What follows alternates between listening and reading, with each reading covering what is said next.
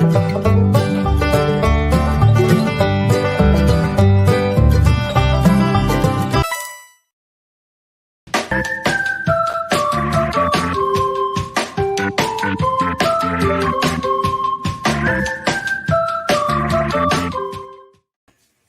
everybody, good afternoon. Yeah, it's good afternoon and welcome to the damn Wickline show.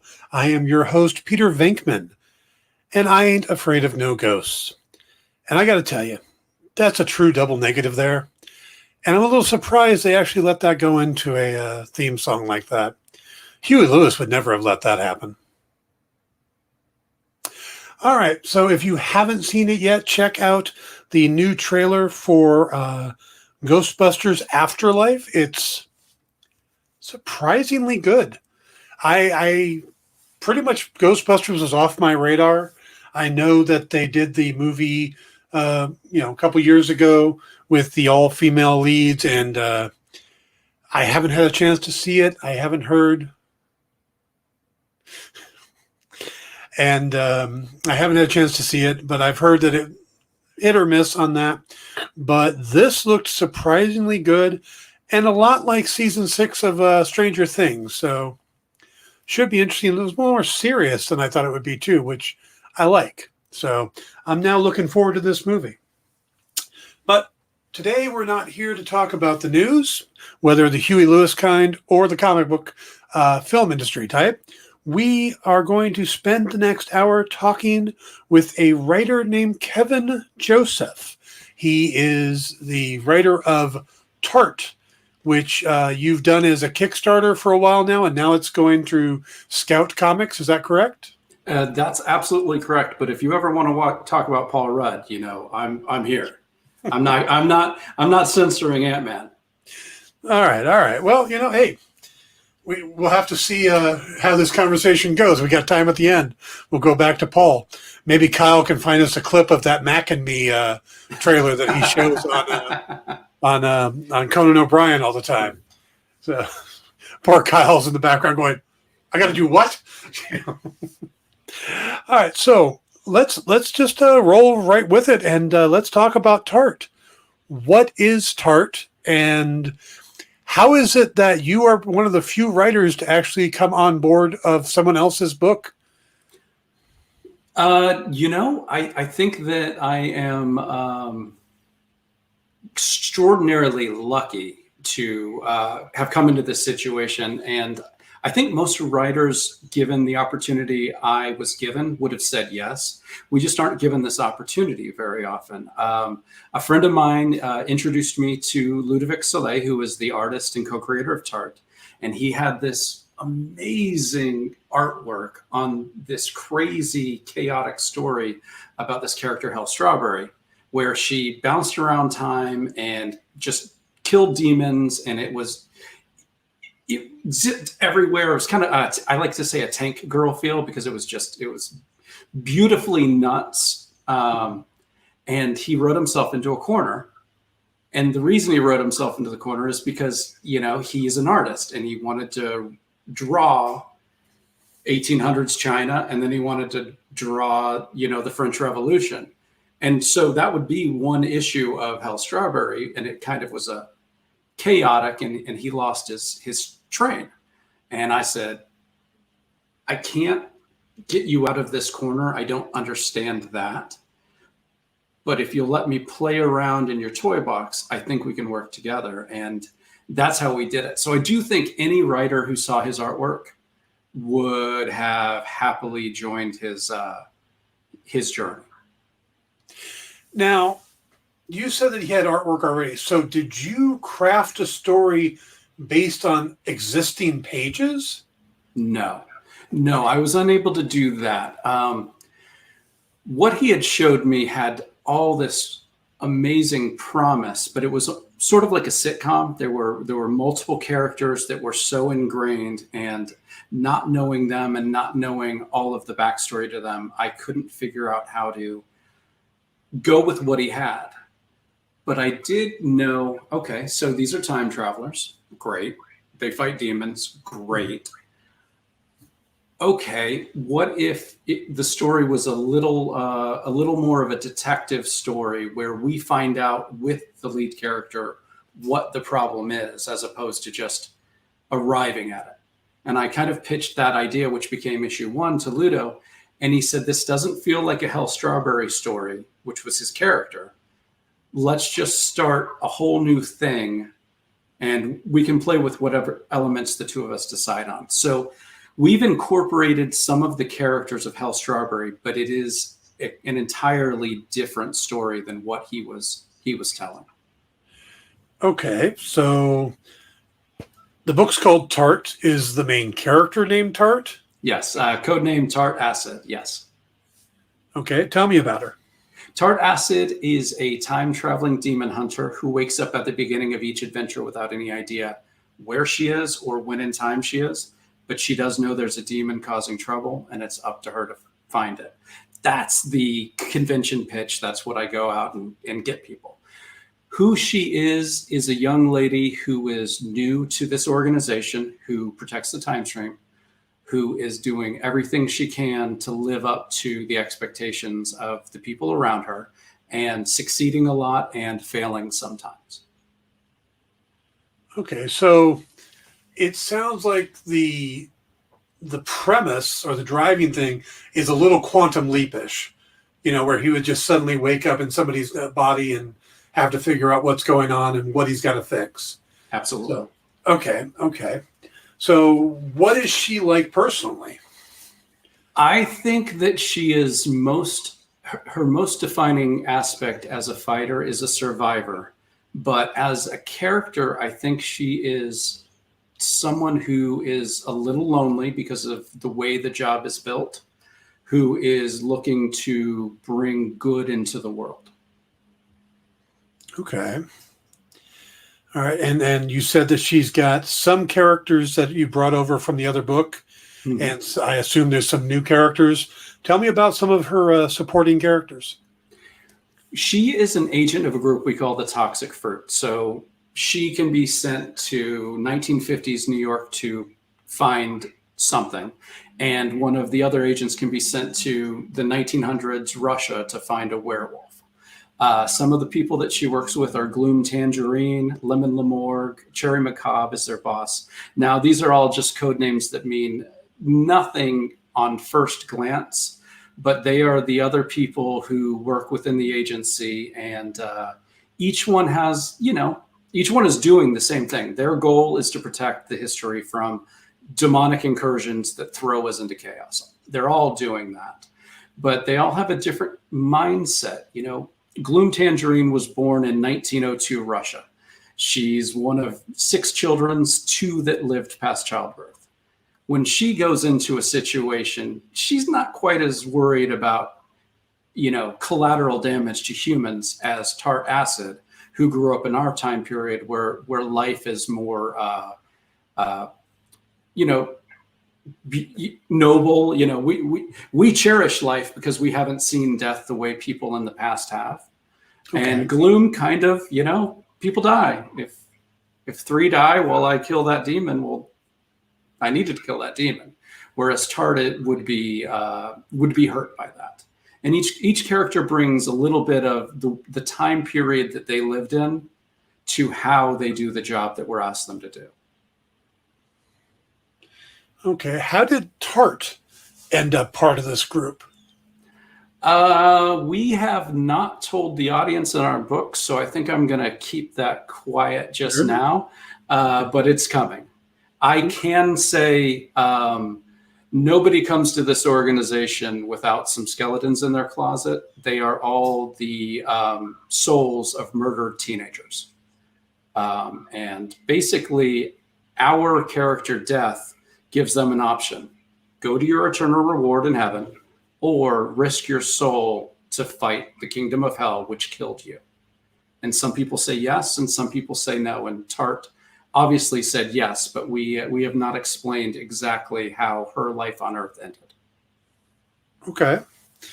All right.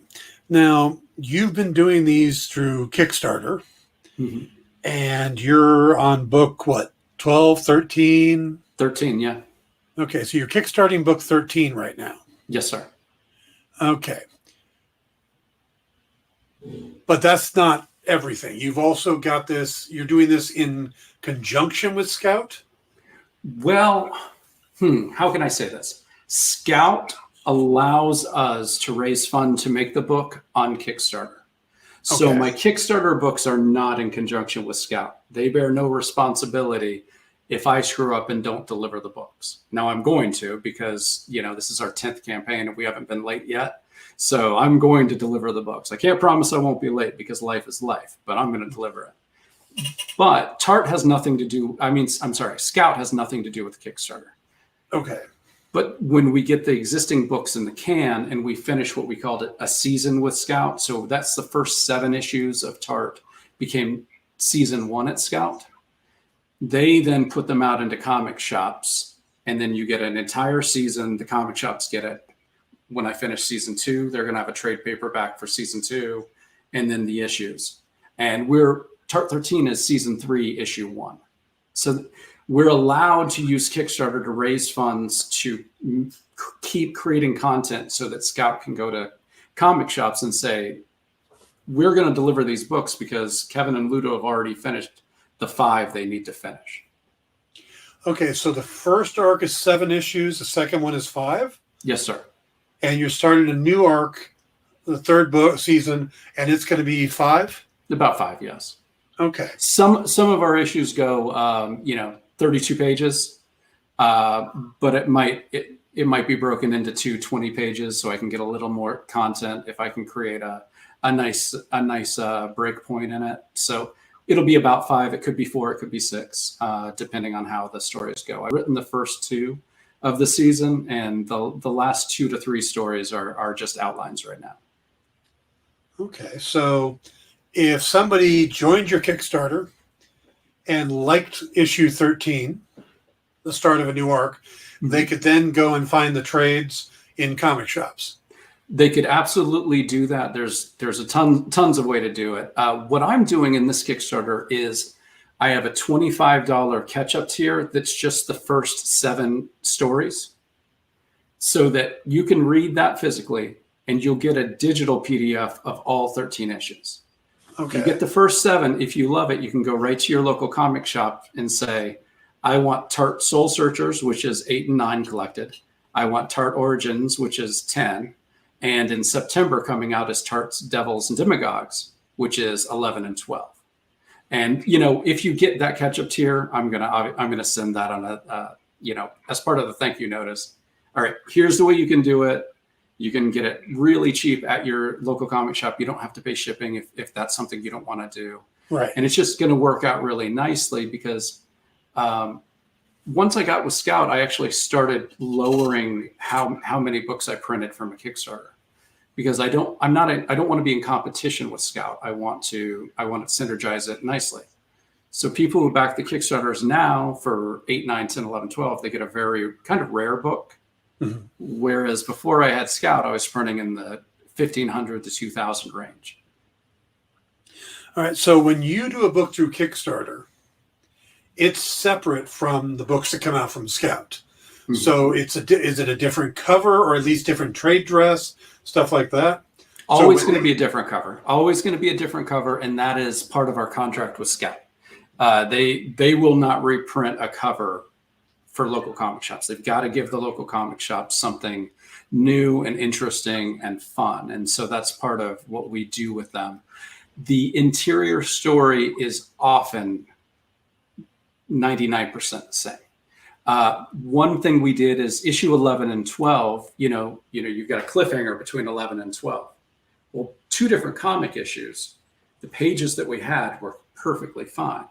But when we got to the trade paperback and the last page of this comic and the first page of that are facing each other, they were the same image with a slightly different angle. So I got with Ludo and I said, I don't think this works. Let's redraw. And we talked about which page we should redraw, and we kind of wrote it a little differently, just to make the Scout experience work for the Scout book based on how the pages were. So we'll do little tinkering, but it's very similar. I would bet most readers won't notice the difference if it's been a couple months. Okay, that's interesting. Now, I looked it up on Scout's webpage, and they referred to it as, and maybe I'm remembering it wrong, napalm or something like that. They described it as they put out one book and then I gotcha. Nonstop. That's yes. Why did I think napalm? Okay, nonstop. So they put out one book and then the full story. How does that work? That was the way they did the first season of Tart. We were lucky enough to get the okay with them in 2019. And we talked about it with the president, James Hake, and he's like, I've got this idea, kind of going with a Netflix binging idea of kind of people want their content now and they don't want to wait for it. But it's hard to come to a comic shop who's never heard of me ever. And that's accurate, and say, hi, this guy has a $20 trade paperback, order it for your people. So the nonstop line is based on you send an issue 1, $4. People get to find out if they like it, and then they can order the full season in the next Diamond distribution. Well, we came out in February of 2020, and we were in the March previews. And as everybody probably knows, the world shut down in March of 2020. Yeah. And that's, you know what, if that's the worst thing that happened to me in this entire pandemic, I'm lucky and I will accept it and I appreciate it. And I want that known loud and clear. It did create a huge momentum. We lost any momentum from that issue 1 to the trade paperback that we might have built. And so for season 2, I spoke with Charlie Stickney, one of the co-publishers of Scout, and he said, well, why don't we not do nonstop this time? Why don't we try to put out a couple one-shots that are the issues, and every 3 months we'll have Tart in stores, and then we'll bring the trade paperback, and we'll see if we can build momentum that way. So our season 1 was nonstop, and our season 2 was this weird experiment that Charlie and I came up with that I think works very nicely for our book, and we're going to do that for season 3. But I would do the nonstop again for if I had a 4-issue limited series.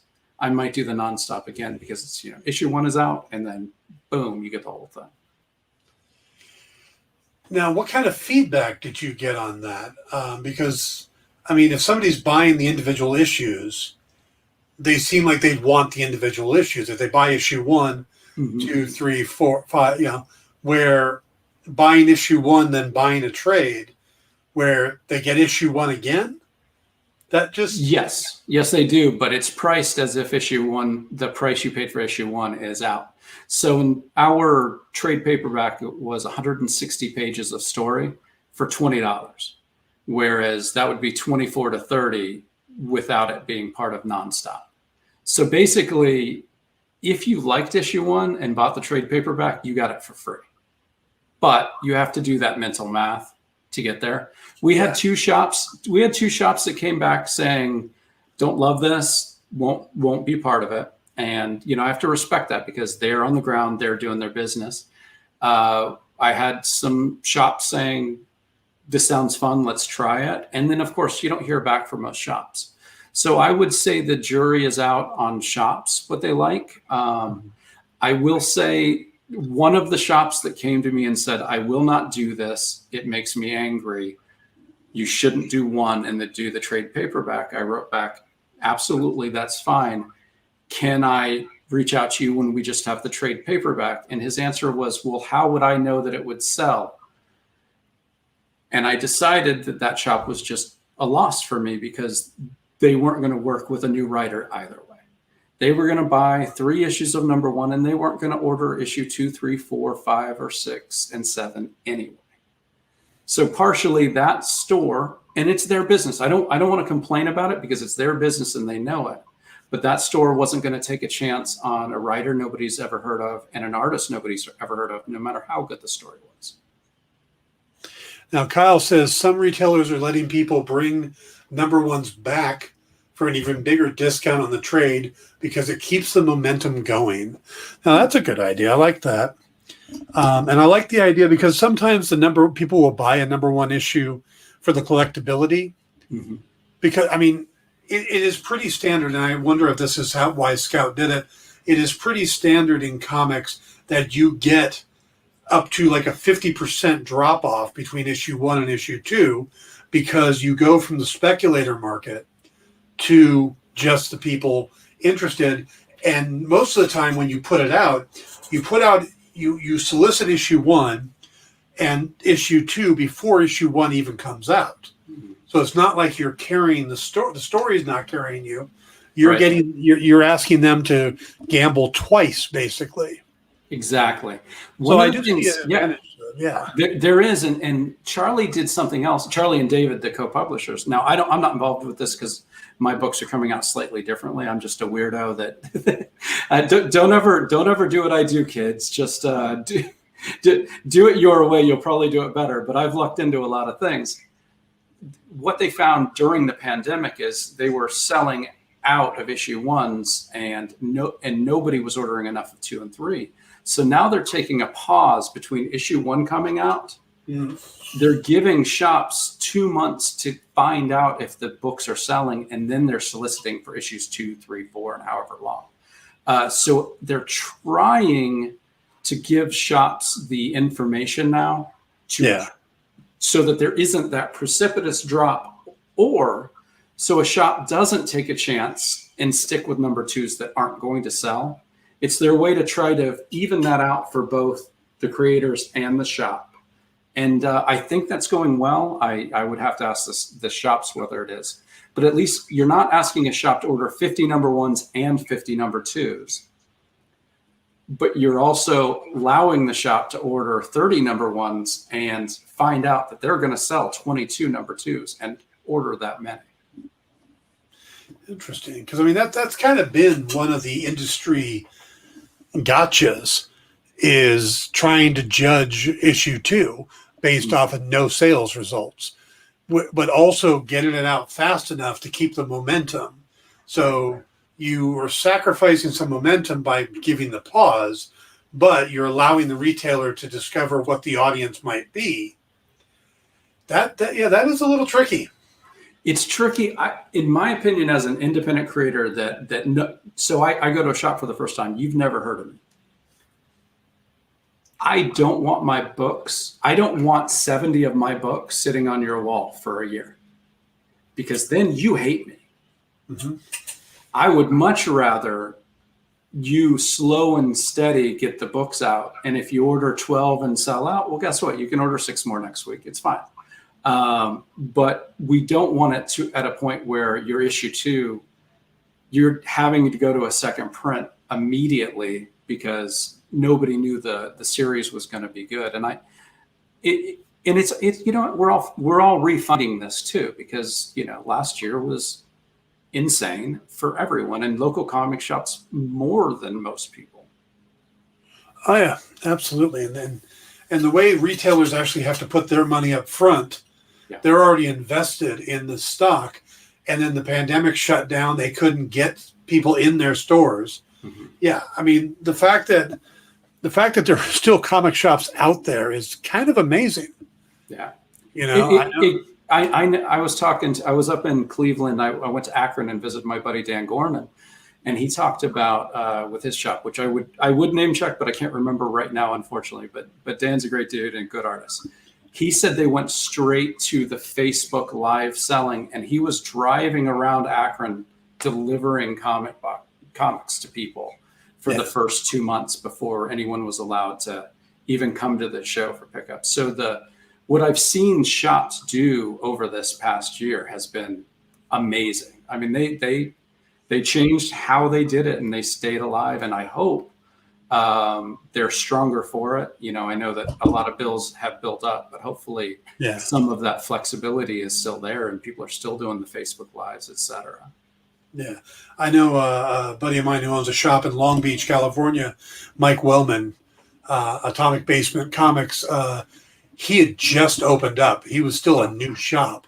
So he switched to, I'll deliver to you. call me up, tell me the books you want, I'll bring them to your door. Yeah. And he's still doing that.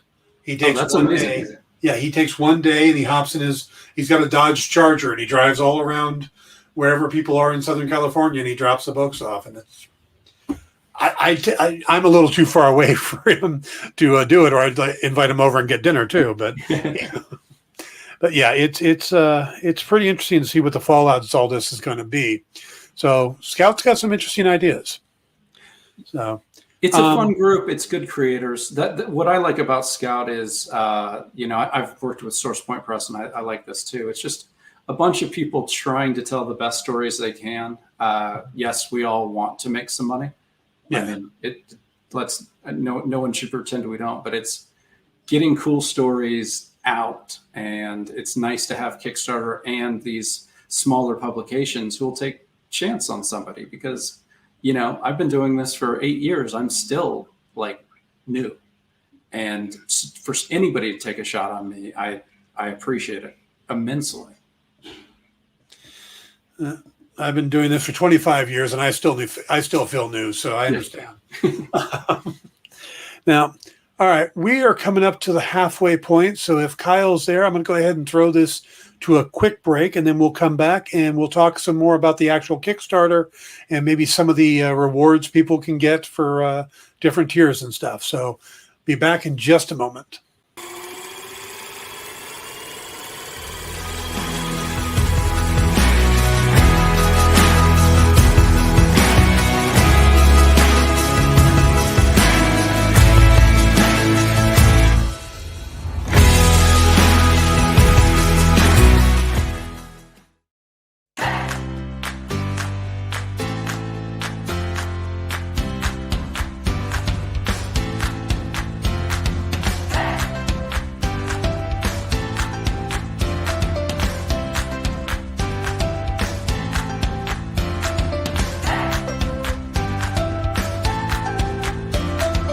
There's something for every imagination at your local comic shop. Visit ComicShopLocator.com to find a store near you.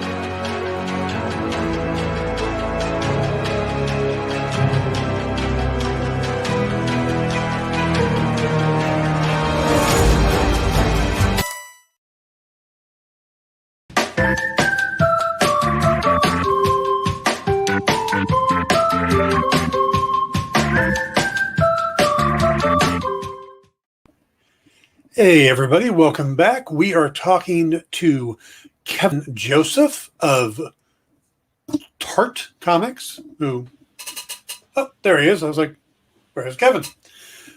So let's talk about the Kickstarter. Now, this is issue 13, you said. This is going to be the start of a new season. I do like it when comics try to plan things out like a TV season. I'm seeing that right now in one of the books I was just looking at this morning, Static. The stuff they're doing with Milestone. This is Static Season 1. Icon comes out tomorrow. Icon and I don't remember the full title of the book, but that also comes out tomorrow as Season 1. Hardware is going to be Season 1. So I like that idea. So we're starting Season 3. Tell me about the Kickstarter. First thing, where can people find it, and what can they get? I mean, how's it going? It's going really well. We have 10 days left. We just passed $9,000 today. Our goal was $5,500, so we're doing great. Love to get.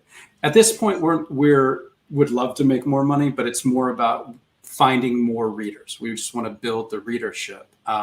So on the Kickstarter, there's a $13 digital tier.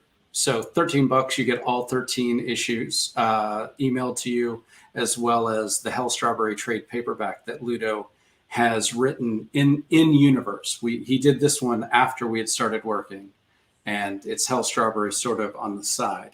So you get about 400 pages of PDF for $13.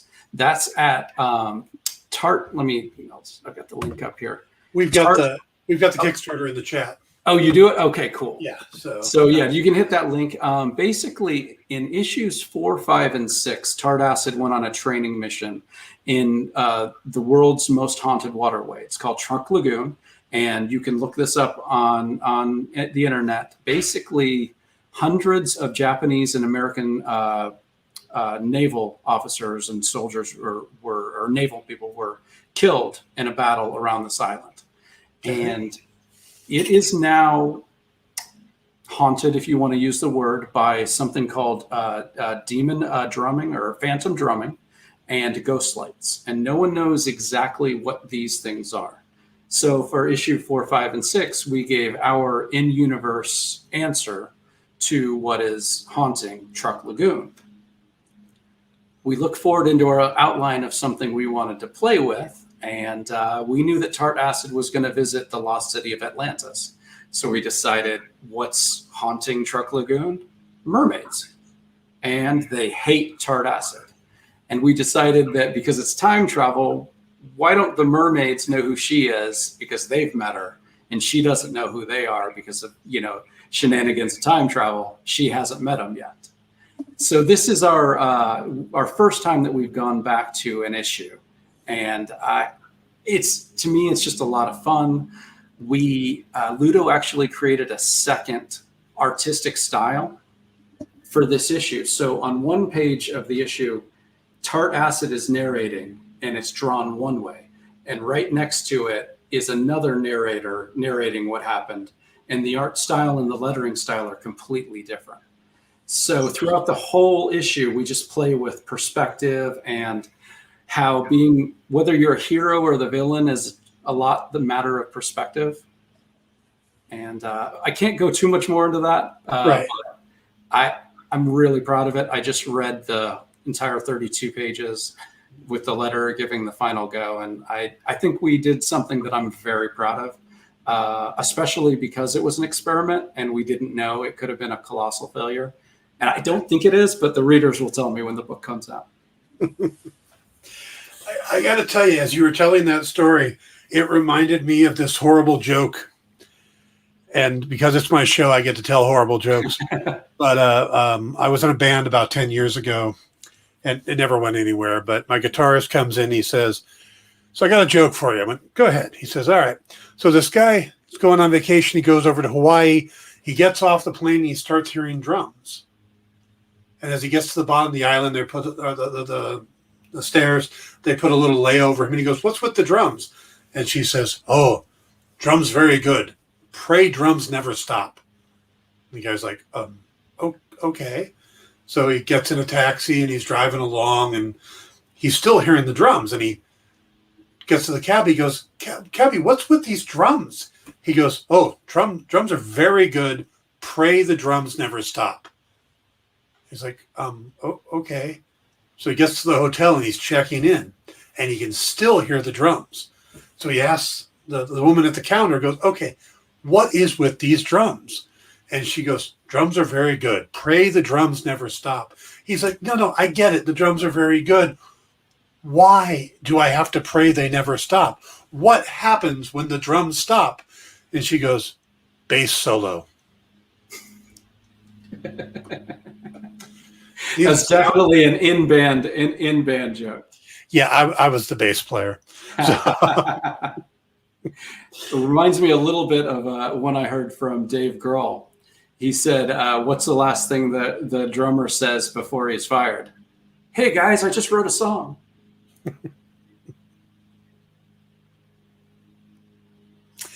Nice. Cal says, "I resemble that remark." Okay, let's get a little bit into.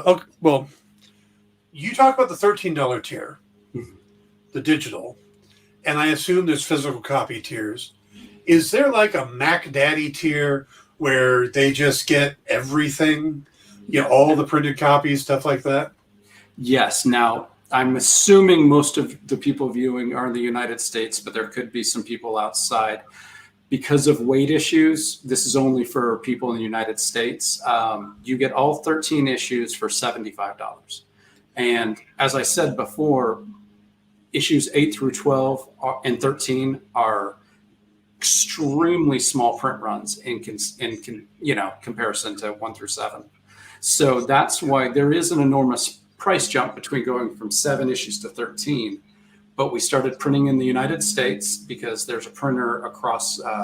I'm in Florida, so I just right over Weston and Fort Myers. I can drive over there and pick the books up 2 weeks after, basically a month after the campaign ends. I can drive over there, grab them, and I can be sending it out instead of printing in Thailand and waiting 3 months to get the books.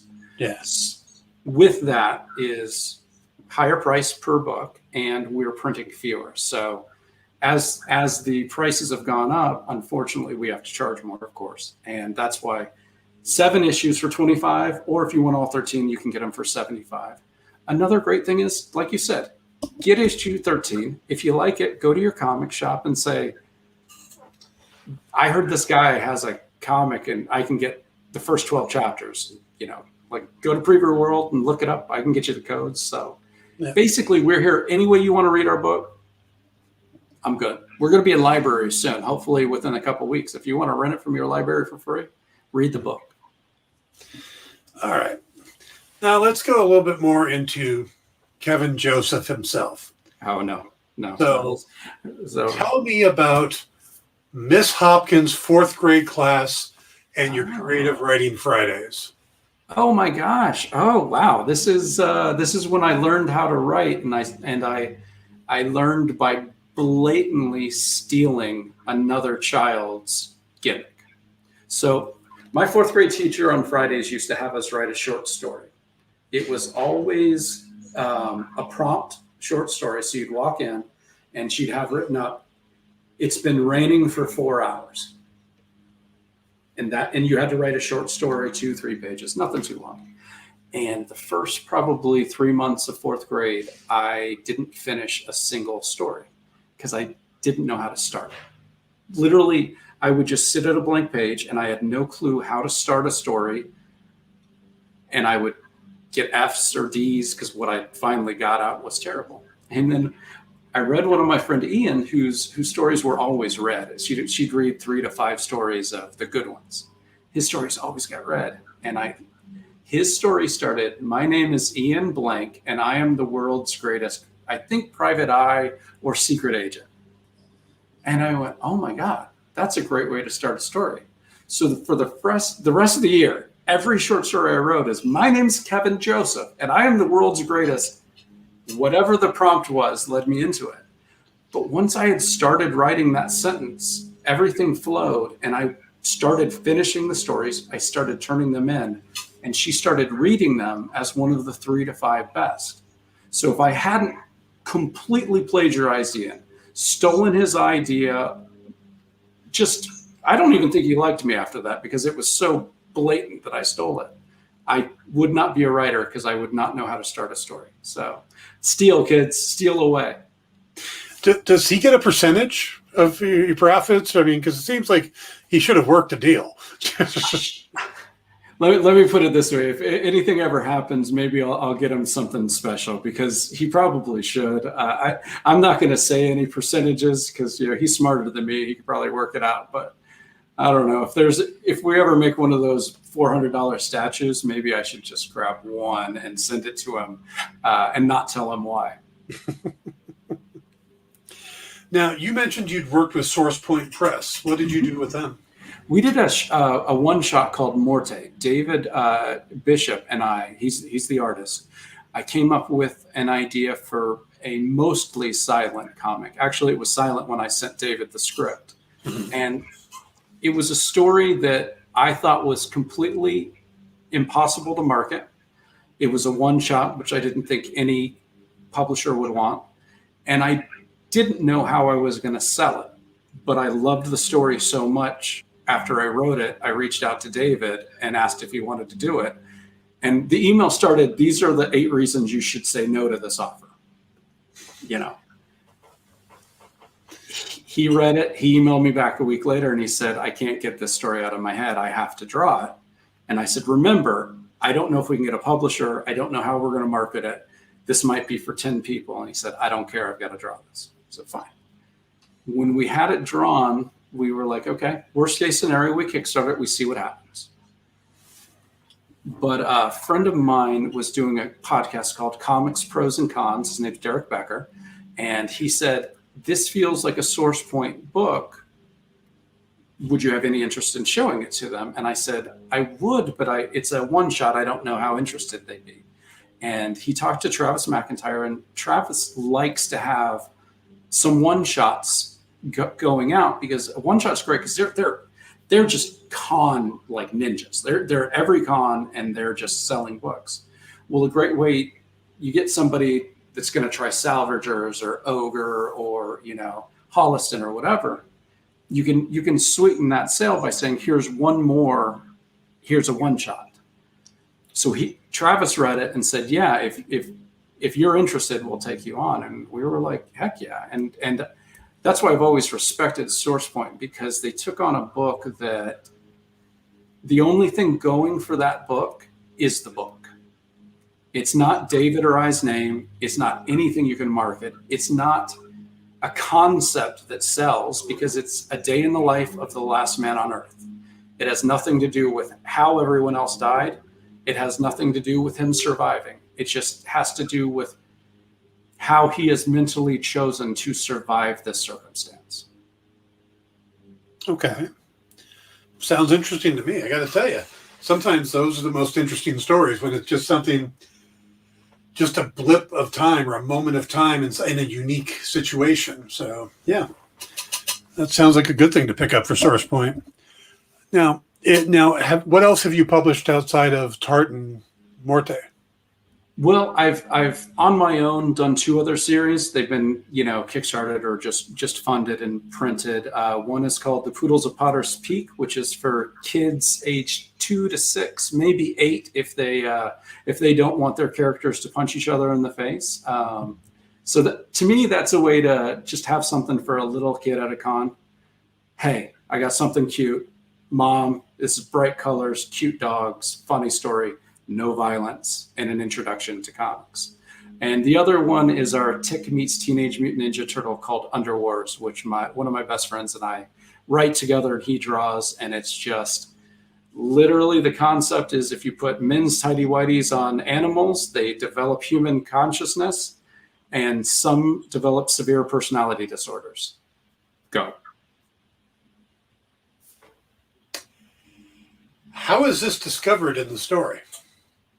A radical scientist. Now, a rad scientist, not a mad scientist. We got to remember, mad scientists build exploding nuclear robots to take over the world. A rad scientist builds exploding nuclear robots because they are effing awesome.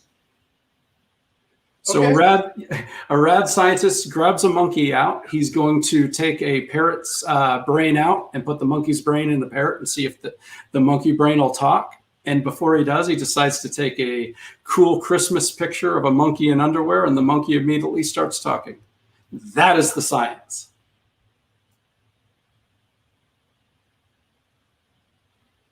Hey, unless you've tried it, you don't know if it'll work. This is the look that Kyle gets on his face when I say stuff during our show. I'm like, okay. That was me. It resonated in the brain. That's me and my buddy just trying to make each other laugh for 24 pages. That's all it is, and it still makes me laugh really hard. I've got a copy, right? I can actually show you real quick if you give me 2 seconds. Yeah. Kyle says Dan wants to write a follow-up story. I got questions. I'd like to interview the scientist, because that's...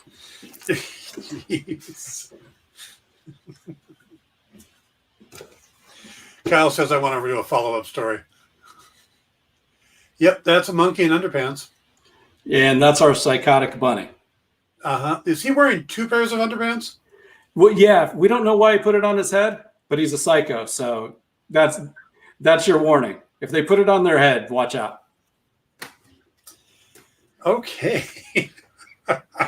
When we started that book, Chris is the artist and the co-writer. He wanted to go really, really hard, inappropriate.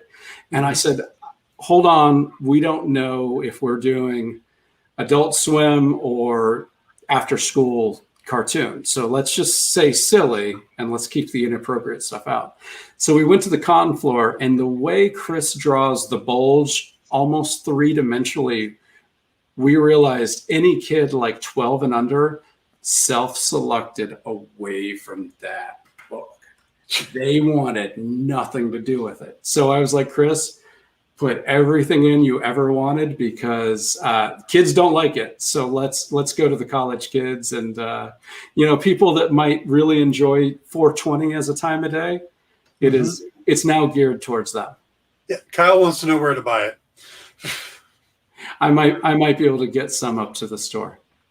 There you go. Oh, nice. All right, so I'm going to do the typical interview question, especially you get in job interviews. So, Kevin, where do you see yourself in 5 years from now? Where are you going? What's where do you want to see yourself? Is it more indie book or more self-published books? Not self-published, but creator-owned. Or would you like to jump into some of the established franchises and stuff? I will consider myself a success if we have finished Tart's story and it's out within 5 years.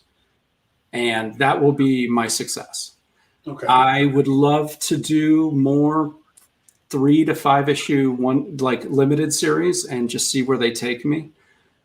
I don't have a specific urge to write for the big two. I wouldn't turn down speaking with editors about ideas, but that's definitely not my focus. My focus is to try to tell my own story with my own characters. Mm-hmm. I've only in my life ever had a story that I think is worth telling for Batman and Daredevil. And the Batman story has been told by somebody a lot better than me. Basically, Grant Morrison's R.I.P. and Battle of the Cow was my Batman story. And he's a pretty decent writer. So I don't think I need to tell mine now. Yeah, Grant's done a couple books that are pretty good. Yeah. So I do have a Daredevil, if anybody at Marvel, but I don't have an X-Men story. I don't have a Spider-Man story per se. I love playing in people's sandboxes, so I wouldn't say no to thinking about it, but it's certain I'm not trying to build a career towards that. Yeah. No, I just had another question, and this is something. Oh, you said within 5 years you want to finish Tart's story. How much is left? You're coming up with issue 13, season 3. How many seasons? How many issues? Where are you going with this? Our outline when we started, because neither Ludo or I knew a thing about comics, was a 42 issue outline for the series. 4 years in, we realized that might be a little big. So I went through the outline and I decided, all right, what story is in here that really tells our big story? And what story is in here because I thought it'd be cool when I outlined this. And we've gotten the outline down to somewhere between 25 and 27 issues. And what that means is we're about halfway through with Tart's story. Okay. That's reasonable. And there's nothing wrong with your approach. Do you know who Jim Butcher is? Not by name. Author of the Dresden Files. Okay, I know the name of the comic, but I haven't read it, unfortunately. Yeah. Well, when he sat down to do his first Dresden Files novel, he went in. He took the first chapter. He was doing a writing class. He did the first chapter, and his writing teacher said, "Well, that's great, but what's going to happen? What's your story? Show me where this is going." And he went off, and a week later, he came back with an outline for 25 novels. That's amazing. Yeah, and she was talking about the full novel, not Right. 25. Well, he just released novel 17 or 18. So he sees the ending coming, or he's got it worked out. So yeah, I mean, if you can plan out that far in ahead, I think that's awesome. It's very helpful to me, really going into each issue, really knowing where we're trying to go. So I'm trying to shade things and foreshadow in a way that when we get there, it feels surprising and yet totally organic, in a way that the audience didn't expect it, because of course. So that's how this outline helped me. Now, I will say, if you are a new writer starting out, I would not recommend anything like this. I would recommend doing a one-shot or a 3-issue limited series. But you can definitely tell the first chapter of your big story in a 3 or 4 issue series, and then you can tell another chapter. So I'm not saying don't do something big. I'm saying release it in bite-sized things so that you can finish it and take a break if you have to. Mm-hmm. Now, you talked about laying things out and planning things. How often is it like you'll see, like in a story, there'll be a twist or something. And I know that in my writing, a lot of times it's not that I sat down in the beginning and I said, well, I'll do this here because, at the end of the book, I'm going to do this. It's more likely I'll do something just because I think it's good character or good, just something interesting and a little more background. And then later on in the book, where I'm coming to the end, I suddenly remember, oh, I did that, and I could tie that here. And then, of course, when somebody reads it, it looks like it's this well planned out thing, but it's just serendipity that it clicked. How often is that the case for you, or how often, or are you more of the, I am planning it out, all my twists are way planned out? 80% the second one. 80% the second one. We have a page in Tart number 1, which is going to come back somewhere around Tart 20. And that page is in there because we numbered the comic book wrong. And we're going to have a double page spread on the left side and then the right. So we needed a page. We needed a page no matter what that page was. So I went through this big outline we had, and I found somewhere where, I can attach it to that years in the future. When we get to it, everyone's going to think Ludo and I are geniuses for planting that seed. We had to, or else we would have looked like the dumbest comic makers in the world. And we found somewhere in the outline where it's going to work. It's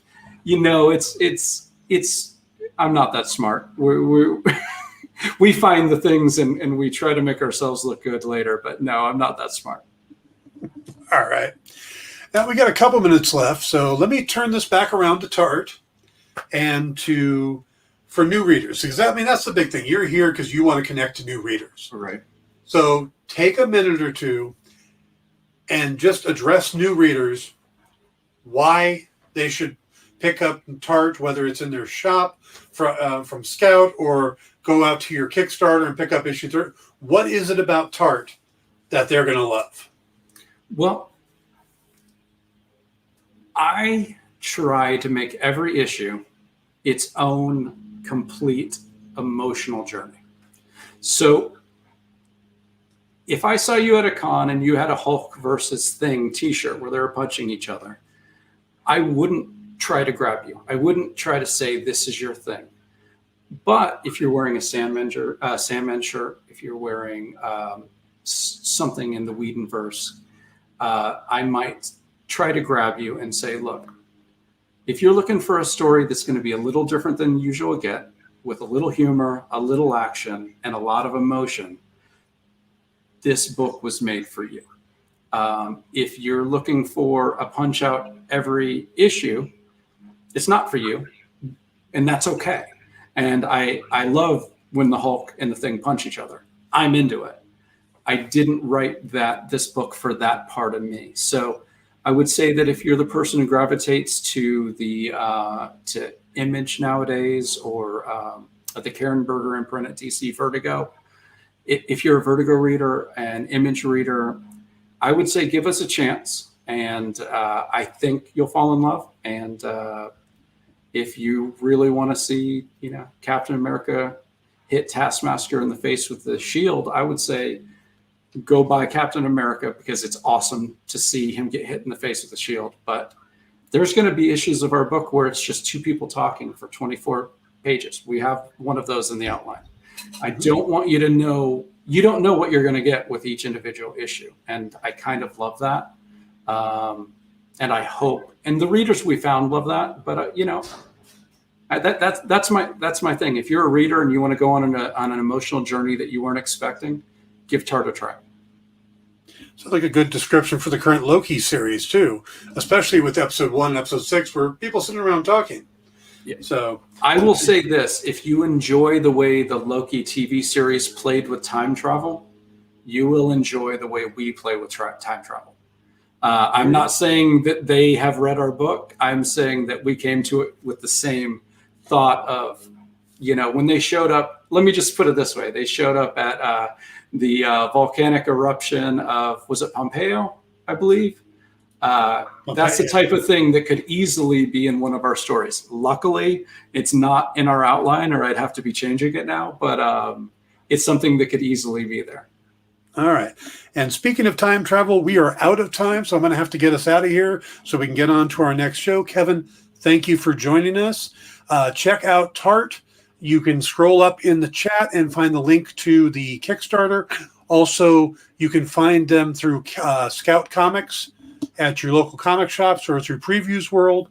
Check them out. Stick around for more great shows here on The Experience, and we'll see you all tomorrow. Have a good one.